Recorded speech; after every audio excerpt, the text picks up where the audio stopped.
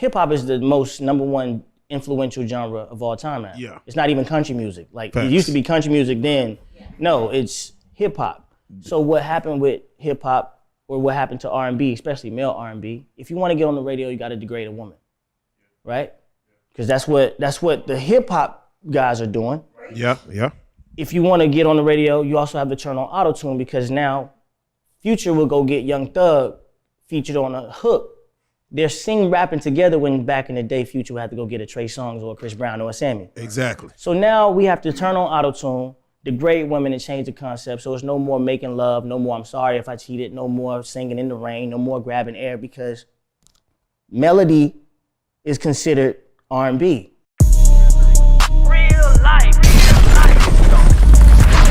If that shit ain't real life, It ain't real life.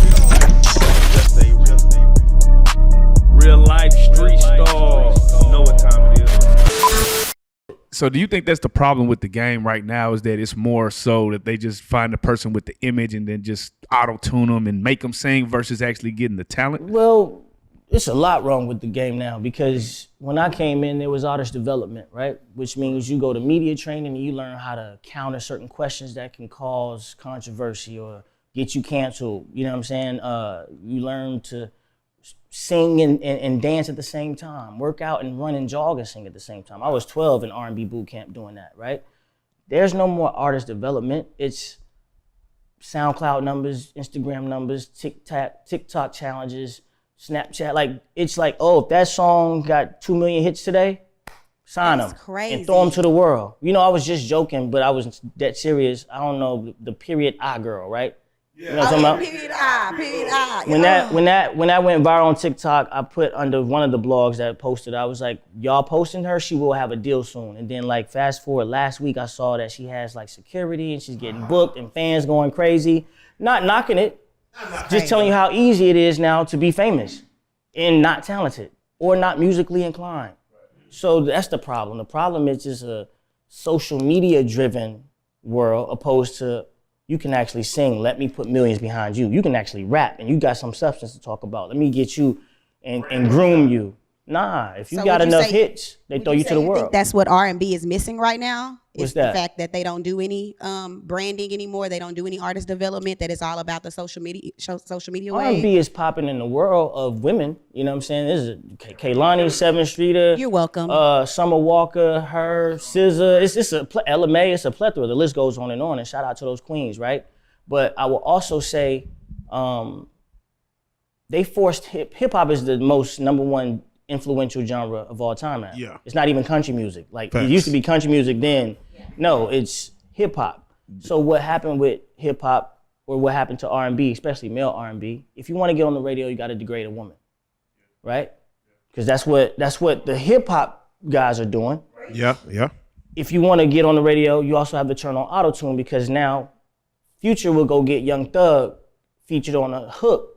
They're rapping together, when back in the day, Future would have to go get a Trey Songz or a Chris Brown or a Sammie. Exactly. So now we have to turn on auto-tune, degrade women, and change the concept. So it's no more making love, no more I'm sorry if I cheated, no more singing in the rain, no more grabbing air, because melody is considered R&B. Even the categories with award shows are all misconstrued. You know what I'm saying? Right. Tory Lanez is what? I wouldn't necessarily say an R&B singer, although he can sing. Yeah. I wouldn't say Black is an R&B singer, although he can sing. They have a very hip-hop cadence delivery with melody. So now it's just this confused space with R&B that if you are just a natural crooner, we're gonna throw you to Urban AC. That's where Tank is winning. Yeah. The same where Charlie Wilson is winning.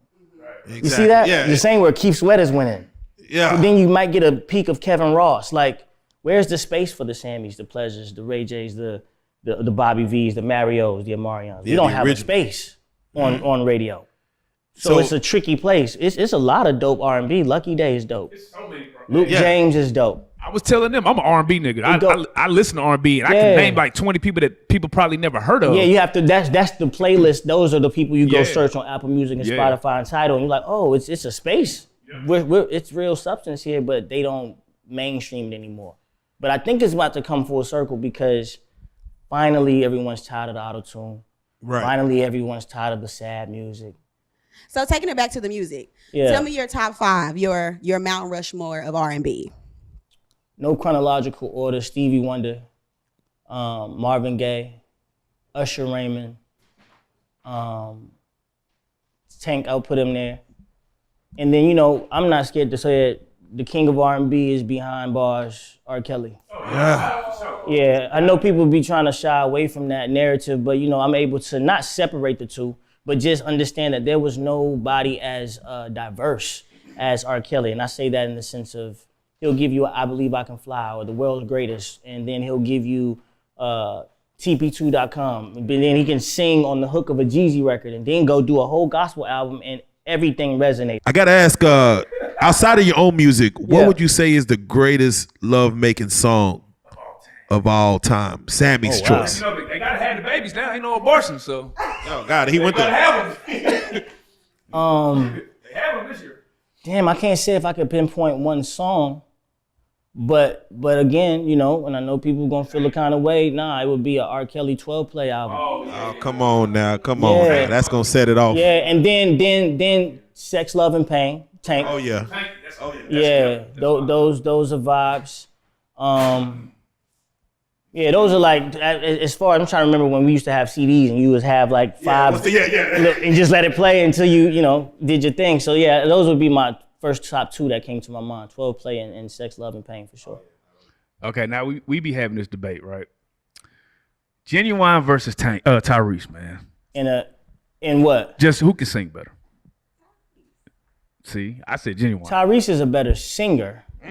But as far as catalog and discography, I don't know, Genuine. I don't know. yeah, Tyrese can sing. Tyrese can sing. Tyrese got Tyrese that. Okay, can sing. let me ask you something. Somebody that you've always wanted to work with that you haven't got to work with. Go ahead, shoot your shot right now. It's so cliche, but I'm a huge Drizzy fan. You know what I'm saying? Like, cause if I was a rapper, I would that be needs to Drake. happen. I would be Drake, cause he's very vulnerable and very. Where your manager at? Because that need to happen. Yeah. Yeah, I love Drake. I love Drake for real. He's very diverse, of course. He's able to do melody, but also spit bars, and he's always ahead of the time, his time also. But just his storytelling, I'd be like, damn, like that happened. That happened to me. Yeah. So I think just being honest and vulnerable without it being forced, a Sammie Drake feature would be like a dream come true. That'd be crazy. Yeah. Now, P. Diddy said that R&B is dead. Mm-hmm. Now, the reason he said it was because he feels like the marketing push behind R&B music isn't there what it was back in the 90s, early 2000s in your That era.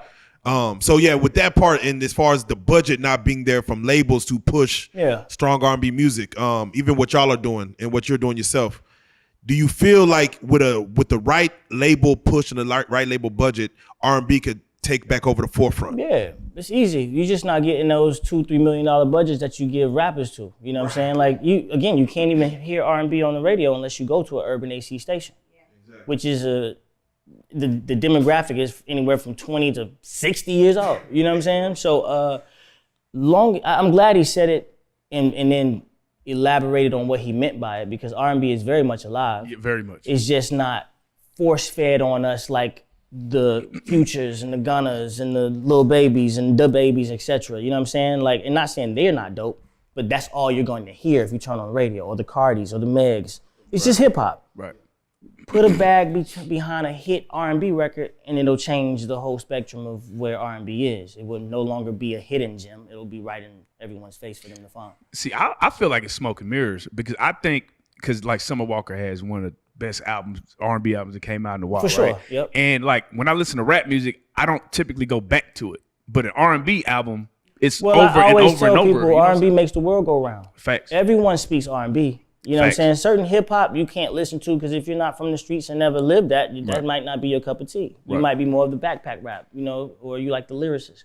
But R&B, everyone has experienced love. Everyone has experienced heartbreak. So those records, if they're again championed and pushed the right way, people, they want R&B forever. You know what I'm saying?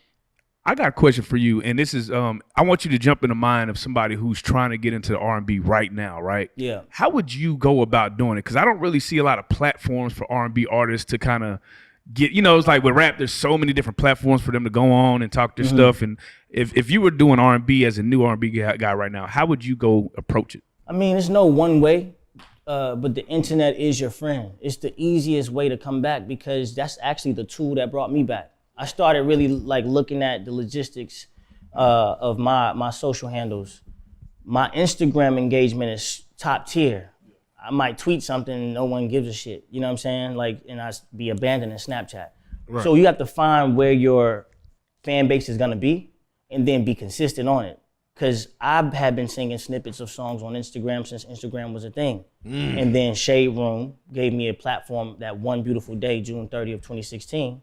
And then the world chose Sammie back. There you go. So the consistency, you find where your base is, if it's YouTube, if it's TikTok, and then you just feed them with content. All it takes is one to stick. You know what I mean? So a lot of people, they get discouraged when you only get 100 views today. You know what I'm saying? Or 50,000 streams in 6 months, it took that.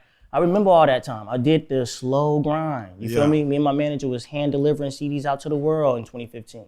Yeah, the fact that you was already at the top of the world. Thank you. But and this is after having meetings with labels who said, your music is still jamming. You still got to look. But nah. But you know why? Because I didn't have the numbers. Shout